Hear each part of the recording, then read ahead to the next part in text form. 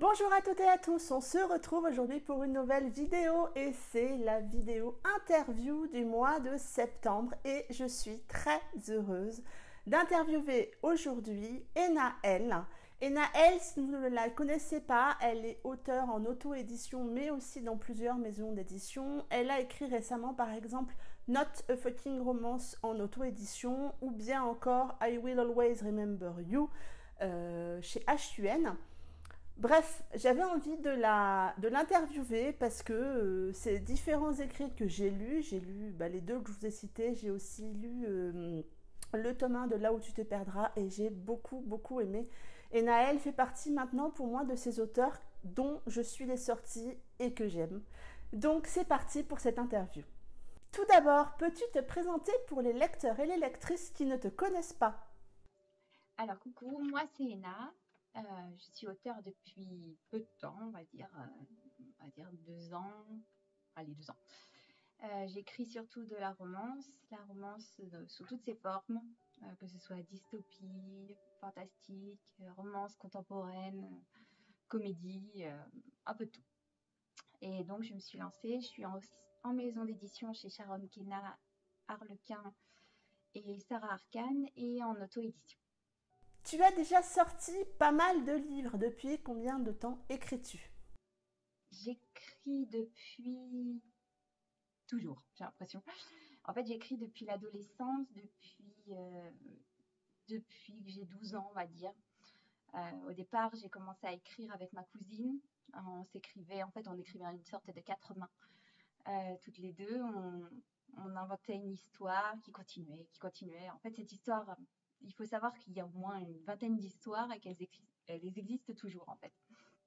On écrivait de cette manière pour essayer d'être toujours ensemble parce qu'elle était à Paris, moi j'étais à ce moment-là dans les Ardennes. Enfin voilà, donc on essayait toujours de se retrouver grâce à l'écriture.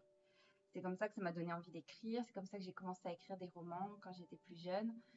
Et j'ai j'ai jamais vraiment fait de pause, c'est juste que j'ai jamais imaginé réellement que je pouvais en faire un métier. C'était juste pour moi et pour elle. C'était juste comme ça. Peux-tu plus précisément nous parler de tes dernières sorties, en particulier Not a Fucking Romance et I Will Always Remember You?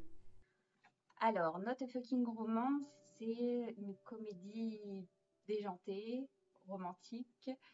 Euh, c'est le livre, je ne sais pas trop d'où il est sorti celui-ci de ma tête, mais en fait, c'est l'histoire d'une auteure, d'une jeune auteure. C'est pas autobiographique, hein, bien entendu, euh, qui galère. Elle a écrit son premier roman, elle galère. Elle habite dans une colocation à Bordeaux avec 5 magnifiques spécimens masculins qui sont juste tous plus beaux les uns que les autres et qui ont tous un caractère un peu particulier. Donc voilà, c'est cette histoire. J'en dis pas plus parce que ce serait spoilé. Et, mais c'est complètement cinglé. Hein. J'assume pas grand chose dedans. J'ai j'ai fait un peu, on va dire, n'importe quoi. J'ai sorti tout ce que j'avais envie de sortir, toutes les blagues les plus pourries, les plus nulles. Tout y était passé. Je n'ai rien effacé. C'est aussi pour ça que je voulais l'auto-édition, parce que je voulais absolument qu'on ne corrige rien, qu'on enlève, qu'on n'aseptise pas finalement les personnages, parce qu'il y en a qui sont quand même corsés et qui balancent beaucoup de gros mots à la minute. Donc, mais si je voulais pas les changer. Donc voilà. I Will Always Remember You, c'est pas du tout la même chose. Ça n'a rien à voir. C'est c'est chez HQN déjà. C'est une Ça a été vendu en romance, mais sincèrement, c'en est pas une. Il y a un fond de romance parce que j'aime toujours qu'il y ait de la romance, mais c'est plutôt du suspense à la base. Presque un thriller. C'est l'histoire d'une fille qui se réveille, une femme qui se réveille à l'hôpital, qui est amnésique après un accident et qui se souvient de rien et qui surtout n'éprouve rien pour son entourage. Elle comprend pas vraiment, elle a l'impression qu'elle a été mise à la mauvaise place finalement. Rien ne lui rappelle quelque chose et la seule personne dont elle se souvient, c'est quelqu'un qui n'existe pas autour d'elle et c'est un garçon, un homme assez sombre. Et donc elle va passer son temps à chercher ce qui s'est passé, pourquoi elle est arrivée dans cet hôpital et pourquoi elle ne ressent rien pour personne autour d'elle. Voilà. Pareil, j'en dis pas plus parce que tout est basé sur énormément de rebondissements. En fait, c'est du suspense jusqu'au bout. Il y a une histoire d'amour, bien sûr, mais voilà. Le principal, c'est vraiment le suspense. Où puisses-tu tes inspirations pour tes personnages et tes histoires? Vaste question. C'est une question qui revient souvent et au final, je ne sais pas répondre. C'est terrible. Je ne sais pas d'où ça vient. Je crois que ça m'arrive en fait comme ça tout le temps. Je me pose et ça vient. C'est pas en lisant, c'est pas en regardant des films ou des séries. C'est très bizarre en fait. Ça vient. C'est un peu comme une révélation, on va dire. On parle un peu stupide en disant ça, mais disons qu'il suffit que je me couche et bien une idée me vient. Je sais pas pourquoi et pourquoi celle-ci. Et souvent elles sont complètement bizarres d'ailleurs. Et je les note sur mon petit carnet où j'ai je sais pas combien d'idées là-dedans, il doit y en avoir une cinquantaine, donc j'ai de quoi faire pour les années à venir. Mais je sais pas, ça me vient, les personnages me viennent, j'ai besoin de les voir, j'ai besoin de les visualiser ensuite, mais euh, ça vient comme ça veut en fait. J'ai l'impression que c'est illimité, c'est le cerveau qui produit des trucs. Je sais pas, faudra lui demander. As-tu encore le temps de lire et si oui, quel genre de lectrice es-tu? Alors il faut savoir que je ne lisais pas du tout. Je lisais quand j'étais jeune, beaucoup. Et j'ai eu une longue période où je ne lisais plus, mais rien du tout à part des mangas. Euh, et je me suis sentie un peu coupable en voyant les autres auteurs qui lisaient énormément. Je me suis dit, mais je peux pas, quoi. J'ai des copines auteurs, j'aimerais au moins lire leurs livres pour au moins dire que j'aime pas leur faire de la pub, quoi, mais avec mon cœur. Donc, au final, je me suis mis à lire pour ça. Il y a, on va dire, il y a même pas 6 mois, hein, non, allez, 8 mois, bah, 9, étant donné que c'était à Noël, quand j'ai demandé une liseuse au Père Noël. Et à partir de là, j'ai bouffé des livres, j'en ai bouffé, et j'ai adoré. Ça m'a redonné l'envie de lire, alors que je pensais que ça allait justement m'empêcher d'écrire. Et ça n'a rien à voir, en fait, on s'inspire pas du tout de ce qu'on lit. C'est comme regarder une série, ça n'a rien à voir.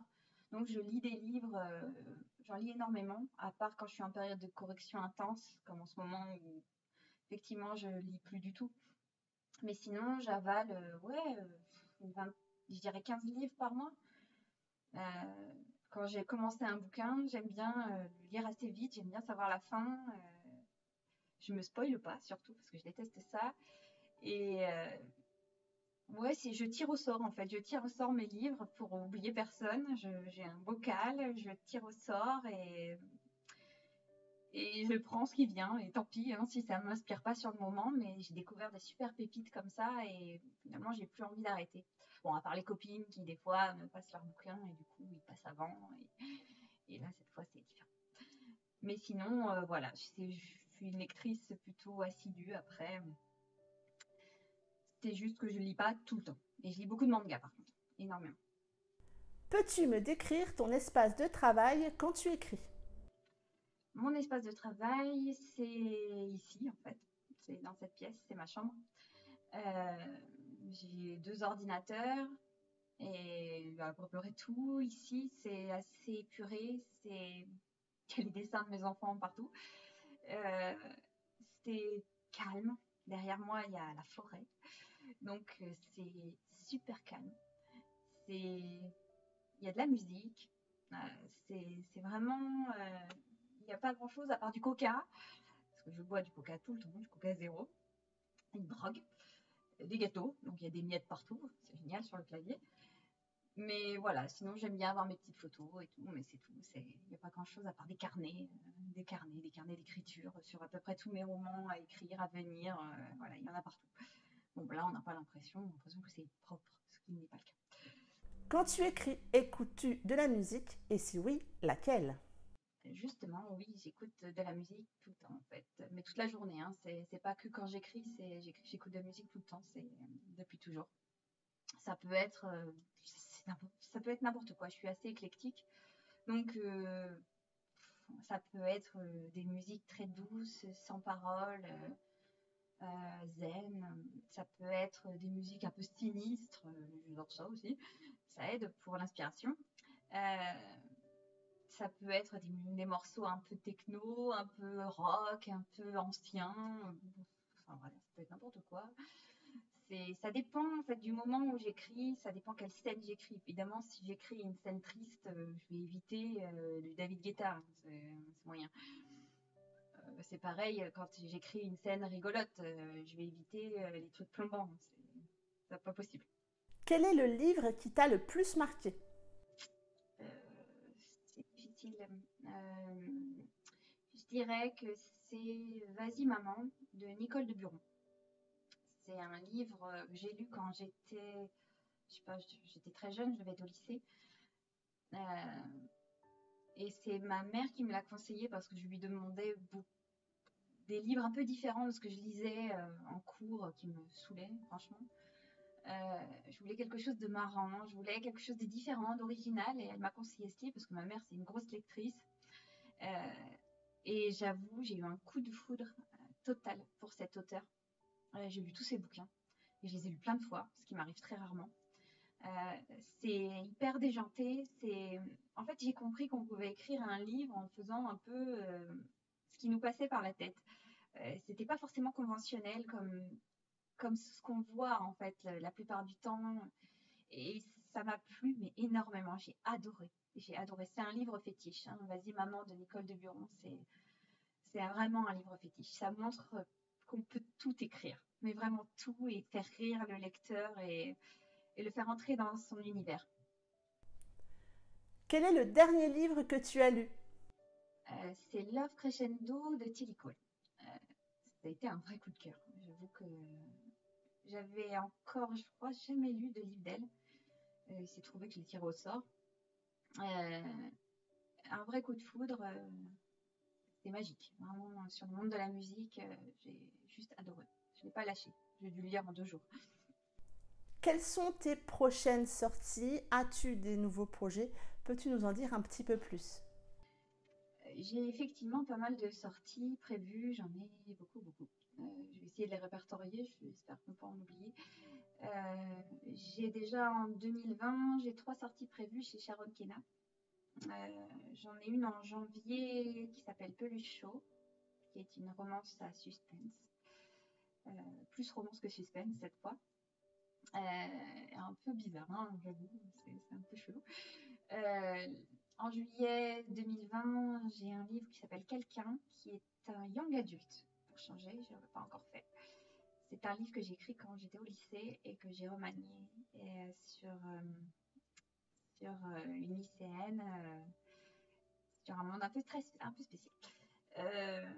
Et en décembre 2020, il y aura le spin-off de Là où tu te perdras sur le personnage d'Hugo. Beaucoup de lectrices qui l'ont demandé, j'ai fini par céder. Je suis totalement faible. Voilà, ça c'est chez Sharon Kina. Le reste sera certainement en auto-édition, certainement. Je suis en train d'écrire un livre. Je suis en train d'écrire un livre sur le milieu de la musique, qui est une romance contemporaine. Ce sera une biologie. Il y a aussi une comédie romantique un peu déjantée qui sortira, j'espère, en décembre, voire janvier. Il y a La Reine des Détestés qui sort donc là début septembre, qui est une dystopie avec romance, beaucoup de romance. Faut pas que le mot dystopie fasse peur. Ce mot fait peur. Et il sort donc le 18 septembre et il y aura un numéro 2 finalement. L'histoire a une fin, on va dire, mais il y aura quand même un numéro 2. Ali, qui fait partie du groupe News Ali Romance, a absolument tenu à ce que j'écrive un numéro 2 et sincèrement, elle m'a convaincue. Je sais pas comment elle a fait. J'avais pas du tout l'intention d'écrire un numéro 2. Enfin bref, elle m'a convaincue. Maintenant, je suis très excitée par cette idée. Donc, il sortira, je ne sais pas encore quand, j'espère en début d'année prochaine. Encore que je l'écris. C'est pareil, il y aura aussi une saga de l'été qui sortira en juin, juillet et août. Ce sera des plus petits livres sur une bande de potes, une vraie comédie romantique, saga de l'été, un truc marrant. Voilà, il y aura aussi le spin-off de Not a Fucking Romance sur les personnages de Hugo et Jared qui sortira. Et là aussi, je sais pas du tout, certainement en deuxième partie de 2020. Je sais pas. J'ai tellement de choses à écrire que j'ai l'impression que j'y arriverai pas, mais je vais le faire. As-tu d'autres passions? Oui, tout à fait. Je cours, je fais du running. J'adore ça. Je peux difficilement me passer du running. À vrai dire, je suis obligée de courir qu'une fois par semaine avec les enfants, le travail, tout ça. Mais c'est vrai que j'ai du mal quand je ne cours pas. Je me sens molle. Voilà. Sinon, ma grande passion, c'est la culture japonaise sous toutes ses formes. J'adore les dramas, j'adore les mangas, j'adore leur culture tout simplement. J'adore les Japonais, j'ai une licence de japonais moi-même. Et c'est vrai qu'on s'en sert pas des masses tous les jours, mais c'est vraiment une passion. J'espère un jour aller au Japon.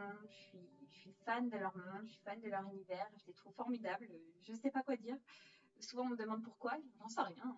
Je me sens proche d'eux. J'aime bien leur façon de montrer la vie. Bon, ils sont un petit peu prudes parfois, bien sûr, mais moi je trouve ça assez formidable. Nous allons maintenant passer au petit portrait chinois. Si tu étais un animal, tu serais? Je serais un chat. Un chat, parce que le chat, il faut rien de sa journée. C'est génialissime de se coucher sur un canapé, d'avoir la nourriture en claquant des doigts. C'est juste magnifique. Si tu étais une chanson, tu serais? Je serais Titanium de Sia et David Guetta. Je suis fan de cette chanson, je pourrais l'écouter. D'ailleurs, je l'ai écoutée des milliers de fois et je trouve que c'est une chanson puissante, de force. J'adore ce genre de chanson. J'ai l'impression de me sentir puissante quand j'écoute ça. Si tu étais une fleur, tu serais? Une violette. C'était la fleur préférée de ma grand-mère et c'est une odeur que j'adore. C'est une fleur que je trouve magnifique. Si tu étais un dessert, tu serais? Un banana split. Rien de pervers là-dedans, on est d'accord. C'est juste que j'adore les glaces. J'adore toutes les glaces et celle-là particulièrement. Si tu étais une boisson, tu serais? Du Coca Zéro, bien entendu. C'est ma drogue, totale drogue. C'est très très mal. Et j'en bois tout le temps, tout le temps. Et quand j'écris, c'est automatique. Je peux pas écrire sans avoir mon verre de Coca à côté. C'est pas possible. Si tu étais un mot, tu serais? Je dirais Aniki. Aniki, c'est un mot japonais qui signifie grand frère. En fait, c'était utilisé pour les Yakuza, principalement, qui étaient donc les rebelles japonais. On appelait Aniki le chef de bande, un peu, le leader. Mais c'est aussi le grand frère, c'est très affectif, Aniki. Et j'adore ce nom, j'adore ce petit mot, en fait. Voilà. Si tu étais un appareil domestique, tu serais? Je serais, je pense, un micro-ondes. C'est bizarre. Ouais, micro-ondes, oui, pourquoi pas. C'est vrai que je m'en sers énormément. Je suis pas une super grande cuisinière. Je suis un peu obligée pour les enfants de varier, mais on va dire que le micro-ondes, c'est mon ami. Voilà. Si tu étais une qualité, tu serais? Si j'étais une qualité, je crois que je serais l'optimisme. Je suis toujours de bonne humeur. Je suis toujours optimiste, je suis toujours déterminée. Alors ça, c'est quelque chose que je ne sais pas comment c'est possible, mais c'est vrai. Je suis toujours de bonne humeur. Il n'y a pas un moment où je fais la gueule, quoi. Ou alors avec mon mari, mais ça, mais ça c'est vachement autre chose, quoi. Mais sinon, dans la vie de tous les jours, non, je suis toujours de bonne humeur, tout le temps. Et puis, je vois toujours le positif, le négatif, jamais. Si tu étais une étoile ou une constellation, tu serais? Je serais la constellation de la Lyre. Et là, je fais vachement savante en me disant que ouais, je connais les étoiles, les constellations, mais pas du tout, hein. Je suis allée voir sur Internet avant pour voir quelle était la constellation qui était la plus mignonne, à mon sens. Et constellation de la Lyre, c'est très joli, c'est très poétique, ouais. As-tu des projets de salon ou de festival prochainement? Je devais à la Manche, mais il se trouve que j'ai dû annuler, malheureusement. Mais je serai à Paris en mars, ça, il n'y a pas de souci, je serai à Paris. Après, je ne sais pas du tout pour les prochains de l'année prochaine, c'est possible, hein, je ne suis pas encore arrêtée sur les dates, je verrai bien. Et pour finir, veux-tu dire un mot à tes lecteurs et tes lectrices? Déjà, je remercie tous les lecteurs, toutes les lectrices qui me suivent, qui me soutiennent, qui supportent mes idées complètement farfelues, je sais pas comment vous faites pour me suivre et merci de tout mon cœur parce que je vous propose toujours des choses carrément différentes et des fois je me dis je vais les perdre. Elles vont se dire mais qu'est-ce qu'elle me fera, qu'est-ce qu'elle me fait là? Et même moi, hein, je me pose la question souvent quand je m'arrête d'écrire, je me dis mais qu'est-ce que j'ai écrit encore comme connerie? Pardon pour le gros mot. Mais voilà, donc je remercie vraiment toutes mes lectrices et elles sont adorables et elles me mettent toujours de petits commentaires. C'est trop mignon. Et sachez que tous vos petits messages, tout ce que vous m'écrivez, ça me va droit au cœur. À chaque fois, ça me rend heureuse, ça me rend bisounours pour toute la journée. Donc, vous êtes formidables. Je vous remercie. J'espère que vous continuerez à me suivre dans tous mes délires parce qu'il y en a à venir, hein. Merci Mumu pour l'interview. Je te fais des gros bisous. Je vous fais des gros bisous à toutes. Ça en est tout pour cette interview. Encore merci beaucoup Ena d'avoir accepté d'être mon invitée pour ce mois de septembre. Vraiment merci. N'hésitez pas à surveiller sa toute dernière sortie, La Reine des Détestés, que j'ai eu la chance de recevoir en service presse et que je suis en train de lire. J'espère en tout cas que cette interview vous aura plu, que vous l'aurez regardée jusqu'au bout. En attendant, je vous souhaite une très bonne semaine, de belles lectures et je vous dis à bientôt pour une prochaine vidéo.